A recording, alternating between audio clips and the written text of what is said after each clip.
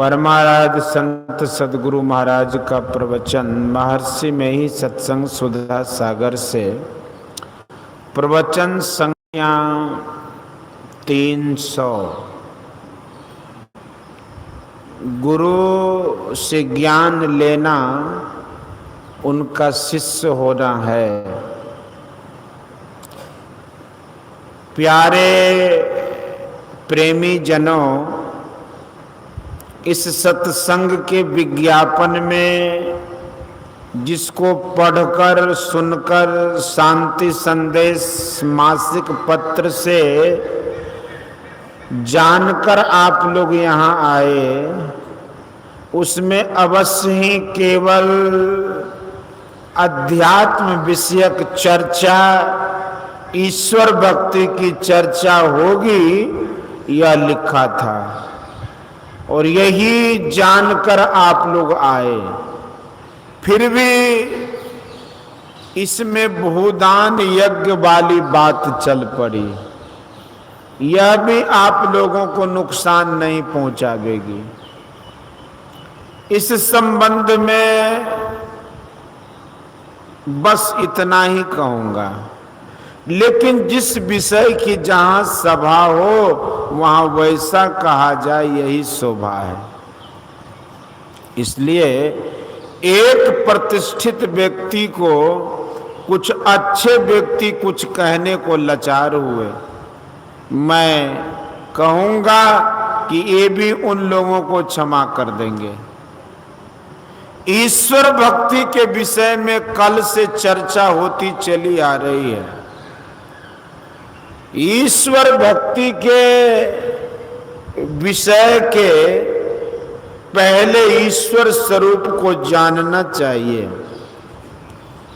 ईश्वर स्वरूप को जाने बिना जो ईश्वर भक्ति करता है वह वैसा ही है जैसे कि कोई यात्री यात्रा करता है, परंतु उसको अपनी पहुंच के निर्दिष्ट स्थान का ज्ञान नहीं हो तो वह किधर जाएगा, कहां पहुंचेगा, पता नहीं। भटकने का उनको बहुत डर है।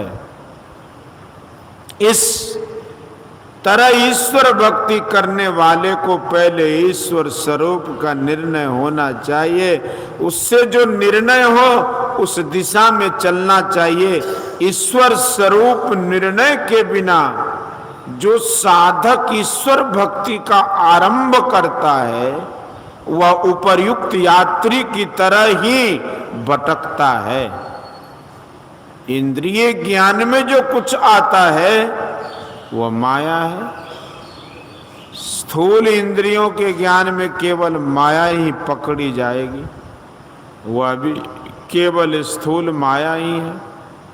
इसका सूक्ष्म और कारण रूप भी इतना झीना है कि उसको पकड़ने के लिए स्थूल इंद्रियां कभी शक्य नहीं है। जो मायातीत है उसको मन बुद्धि भीतर की इंद्रियां भी नहीं पा सकती। इसलिए कहा गया है कि राम स्वरूप तुम्हारे वचन अगोचर बुद्धि पर अविगत अकथ अपार नेत नेत नित निगम का।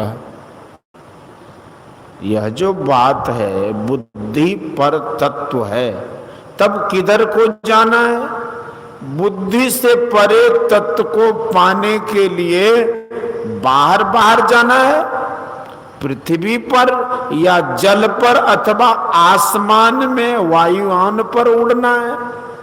बाहर में किसी तरह उड़ो, जैसे कि पहले अष्ट सिद्धि प्राप्त योगी लोग अपने स्थूल शरीर से आकाश में उड़ते थे, इस तरह उड़ो। अथवा किसी भी तरह वायुयान से उड़ने पर मन बुद्धि के परे नहीं जा सकते। आप कौन हैं? आप कौन हैं?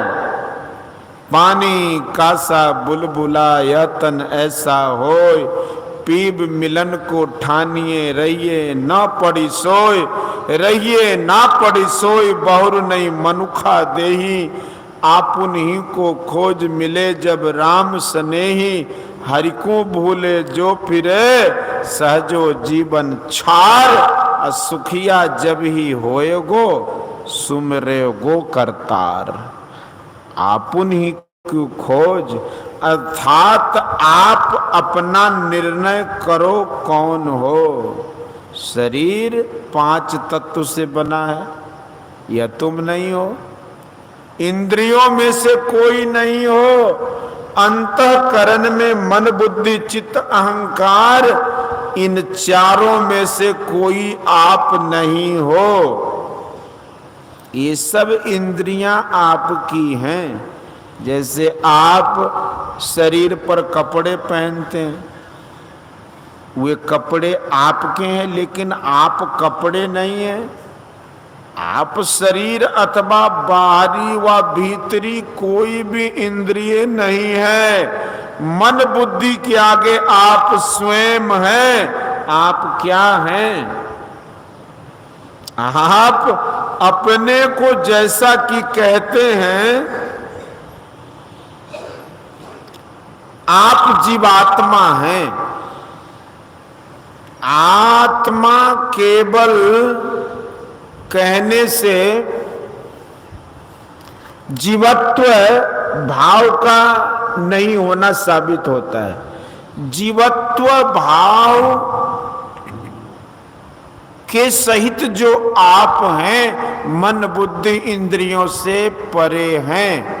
यहां तक कि जिस मूल पदार्थ से ये इंद्रियां आदि बनी हैं, उस जड़ात्मिका प्रकृति से भी आप परे स्वरूपतः आप चेतन आत्मा हैं। अंतःकरण के साथ से जीवत्व दशा आई है। आपको शरीर मिला है, इस तरह समझ सकते हैं, लेकिन आप अपने को पहचान नहीं सकते हैं। मन बुद्धि आदि इंद्रियों तथा माइक तत्वों को मैं यह नहीं हूं, मैं यह नहीं हूं कहकर अपने को जान सकते हैं, लेकिन अपने को पहचान नहीं सकते। जब तक पहचान नहीं हो तब तक का ज्ञान अधूरा है। इसलिए अपने को पहचान लें। अपने को पहचान लेंगे तो ईश्वर को भी पहचान लेंगे। ईश्वर मन आदि इंद्रियों से परे है, आत्मगम है। आप अपने को अपने से ही पहचान सकते हैं। जैसे आंख से आंख को देख सकते हैं आईना लेकर, इसी तरह भक्ति योग रूप साधन है, उससे आप अपने से अपने को देखेंगे। फिर पता लग जाएगा कि ईश्वर अंश जीव अविनाशी चेतन अमल सहज सुख राशि, यह प्रत्यक्ष हो जाएगा। क्योंकि जिसको आत्मदृष्टि होती है उसका द्वैत दूर हो जाता है। संपूर्ण संसार में आत्मज्ञानी के लिए आत्मवत सर्वभूतेषु हो जाता है। इसका साधन करना चाहिए। भक्ति करो, भजन करो। भक्ति भजन का एक ही अर्थ है सेवा। ईश्वर की सेवा क्या है? एक छोटी सी कहानी कहता हूं। एक मुनि बालक था, वह जंगल में विचरण करता था। एक राजा ने उस मुनि बालक को देखा।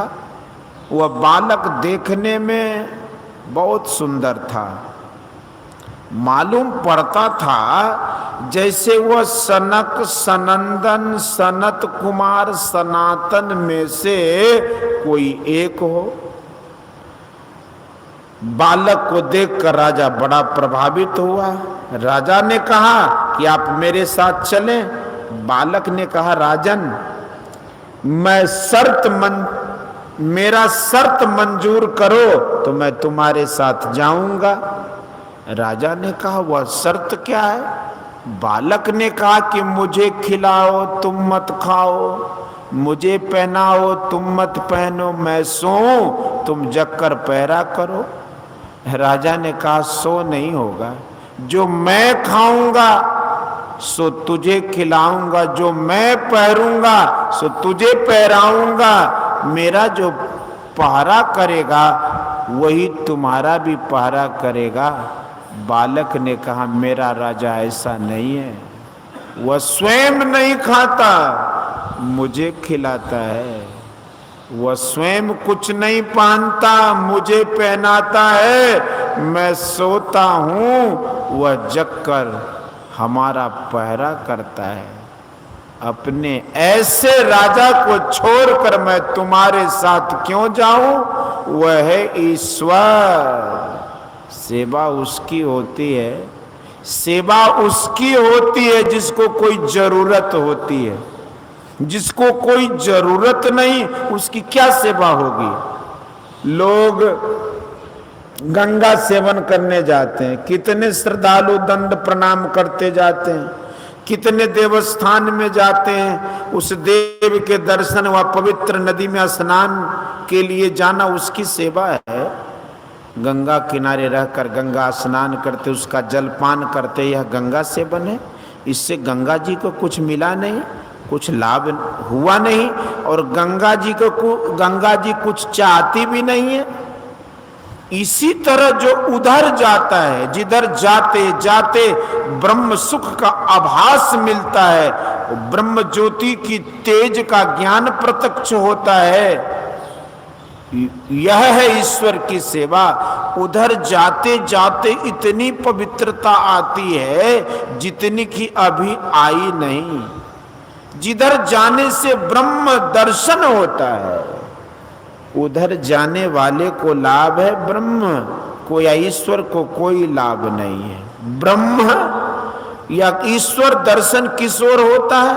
जिधर जाने से शरीर इंद्रिय का संग छूट जाता है। तीन अवस्थाओं का संग छूटता है, और गोसाई तुलसीदास जी के लिखे अनुकूल देखता है। यथा सुवंजन आंजी दृगा साधक सिद्ध सुजान, कौतुक दे कहीं शैलवन भूतल भूरी निधान। यह भूतल भूरी निधान क्या है? तो कहा कि सकल दृश्य निज उदर में लिशोभय निद्रा तज जोगी, सोई हरिपद अनुभवई परम सुख अतिशय द्वैत वियोगी। कोई कहे कि हम तुलसीदास जी की बात क्यों मानेंगे, तर्क को मानेंगे। तर्क करो तो शास्त्रार्थ में जाओ, उसमें गर्मा गर्मी हो जाए, माथा पच्ची हो जाए तो क्या फायदा हुआ? जिस दिन पाठ शाला में प्रथम पढ़ने गए थे तो अध्यापक ने कहा यह क है, तो बिना तर्क के बिल्कुल वर्णमाला हमने सीखी, गिनती सीख ली। होते होते ज्ञान हुआ, तर्क हुआ, और ज्ञान तर्क होने पर वही वर्णमाला, वही गिनती रही, कोई फर्क नहीं पड़ा। श्रद्धा भी हो तो तर्क भी हो, और गुरु वाक्य के साथ मेल भी हो, मानने में कोई हर्ज नहीं होना चाहिए। गोस्वामी तुलसीदास जी, गुरु नानक देव जी, कबीर साहब आदि सब संतों की बातें मिल जाएं तो क्यों न माने? श्रद्धा हो और तर्क भी हो। अंधी श्रद्धा गड्ढे में गिरावेगी और कोरा तर्क भ्रमित रखेगा। आदमी की शिक्षा श्रद्धा से आरंभ होती है और बढ़ते बढ़ते तर्क भी होता है। यह तो ऐहिक विद्या के अंदर की बात है। परमार्थिक विद्या केवल किताबी विद्या है सो नहीं, गुरु द्वारा विद्या पाठ का दरवाजा खुलता है, तब विद्यार्थी पढ़ता है। गुरु से संकेत लेता है, बिना गुरु के काम नहीं चलता, चाहे सांसारिक ज्ञान हो चाहे परमार्थिक। गुरु में श्रद्धा होनी चाहिए। आप जानते हैं कि महाभारत का युद्ध भाइयों भाइयों कौरव पांडव में हुआ था। बहुत लोग मारे गए। राज पांडवों को मिला। पांडवों में बड़े युधिष्ठिर थे। ये रोते थे कि हमसे बहुत पाप हुआ। व्यास देव जी ने इनको समझाए, लेकिन समझते हुए नहीं थे। अंत में व्यास देव जी ने उनसे कहा कि तुम अश्वमेध यज्ञ करो। युधिष्ठिर ने कहा कि उतना धन मेरे पास कहाँ है। व्यास देव जी ने रास्ता बताया और धन पाने का अनुष्ठान बताया। युधिष्ठिर ने उनकी बातों में श्रद्धा की, उनके बताए मार्ग से गए और धन प्राप्त कर यज्ञ किए। जैसे वह धन युधिष्ठिर के लिए अव्यक्त था, श्रद्धा युक्त होकर उन्होंने धन प्राप्त किया और यज्ञ करके शोक मुक्त हुए। यदि युधिष्ठिर व्यास जी की बात में श्रद्धा नहीं करते तो रोते रहते। इसी तरह संतों की वाणी में श्रद्धा अवश्य चाहिए। कबीर साहब, गुरु नानक साहब, गोस्वामी तुलसीदास जी को देखने की जो दृष्टि थी, मेरी दृष्टि जो है, साधारण लोगों की दृष्टि जो है, सब में अंतर है। संतों की दृष्टि मोटी मोटी चीजों को भी देखती है और झीना मार्ग को भी देखती है। भक्ति का मार्ग झीना रे कबीर साहब, खनियो तीखी बालव नीकी एतु मार्ग जाना गुरु नानक साहब। क्षुरस्य धारा निस्ता दुरत्तया पर दुर्गम पथस्तत् कवयो भजन्ति कठोपनिषद। ऐसी दृष्टि हो तो देखा जाए, मन बुद्धि से आगे जाना होगा ईश्वर दर्शन के लिए। जैसे गंगा स्नान के लिए अपने गांव से बाहर जाना होता है, किंतु गंगा स्नान करने से गंगा को लाभ नहीं, स्नान करने वाले को लाभ होता है। वैसे ईश्वर दर्शन के लिए शरीर इंद्रियों से बाहर जाना होगा। उसी रास्ते में चलकर ईश्वर की भक्ति होती है, ईश्वर का दर्शन होता है। उस पर चलने से आपको लाभ होगा, ईश्वर को कुछ लाभ नहीं। वह रास्ता बाहर संसार में नहीं, अंदर में है। क्षुरस्य धारा व खनियो तीखी व झीना मार्ग, इस महीन मार्ग पर चलने के लिए वायुयान से या संसार में किसी तरह से जाना नहीं हो सकता। जाने वाला कौन है?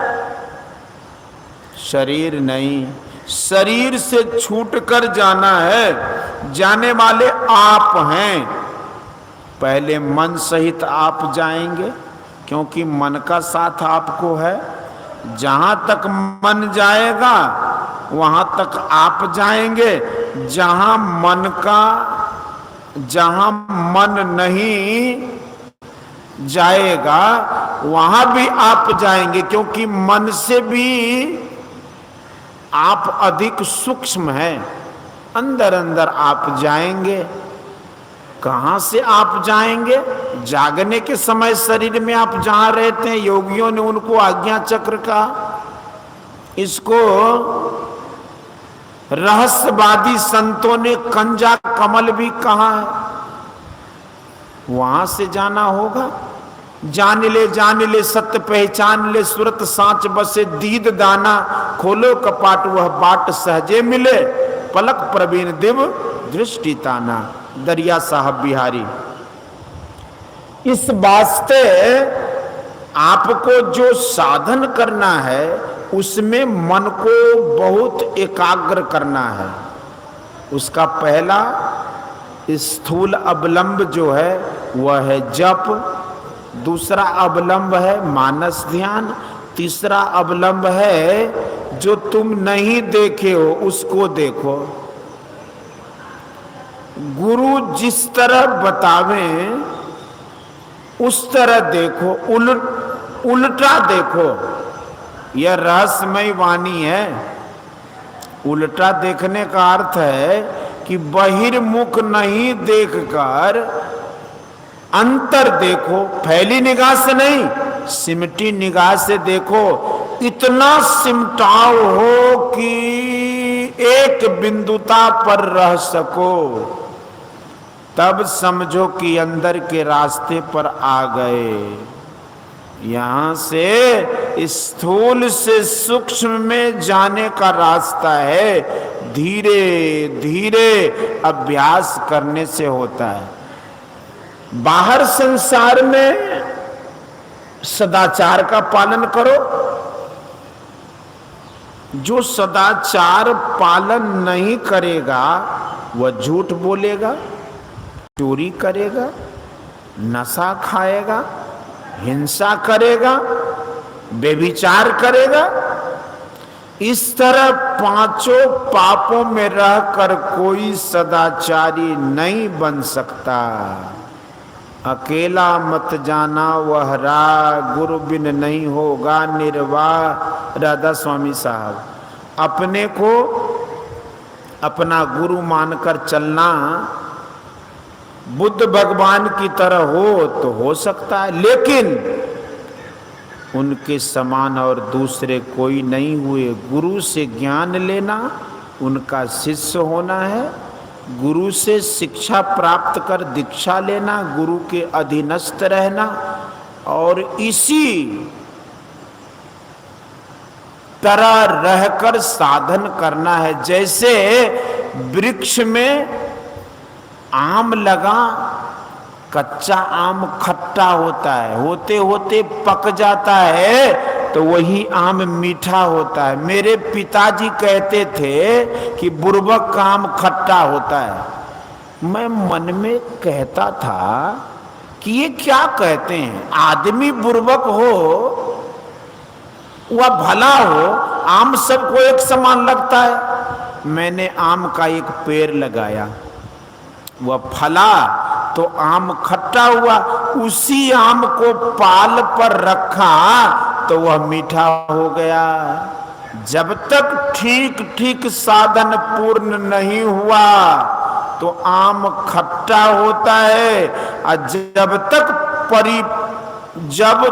परिपक्व नहीं हुआ तब तक जो गुरु का संग छोड़ता है, गुरु का आदेश नहीं मानता है, तो उसमें ज्ञान पूर्ण नहीं होता। इसलिए गुरु महाराज जी का कहना था कि संत मत का सिद्धांत अधिक सिद्धांत नहीं है, केवल गुरु, ध्यान और सत्संग, ये तीन है। गुरु से शिक्षा लो, दीक्षा लो, जहां रहो उनकी आज्ञा के अनुकूल साधन भजन करते रहो, तब बनते बनते बन जाओगे। ध्यान करो और सत्संग भी करो। यहाँ पर तो ज्ञान विचार होता है, उसमें जब सगुण ब्रह्म का विचार होता है तो वह गंगा की धारा है। ब्रह्म का ज्ञान, ब्रह्म ज्ञान का विचार सरस्वती की धारा है, और कर्तव्य तथा अकर्तव्य की जो बात होती है वो यमुना की धारा है। इस तरह यहाँ त्रिवेणी धारा बहती है, इसमें अपने कर्म का निर्णय होता है उसके अनुकूल दीक्षा लेता है और साधन करते करते पूर्ण होता है। इन्हीं बातों में संत मत का ज्ञान पूर्ण होता है। यही आप लोगों को सीखना चाहिए। मैं आप लोगों का अभिनंदन करता हूं तथा आचार्य विनोबा भावे के संग से जो पवित्र महिला आई हैं और जो पवित्र पुरुष आए हैं, इनके दर्शनों से मैं बहुत प्रसन्न हुआ। बोलिए श्री सतगुरु महाराज की जय। यह प्रवचन दिनांक 10/3/1969 ईस्वी को भागलपुर जिलांतर्गत अठगामा ग्राम में अखिल भारतीय संत मत सत्संग के 61वां वार्षिक अधिवेशन में अपराह्नकालीन सत्संग के शुभ अवसर पर हुआ था।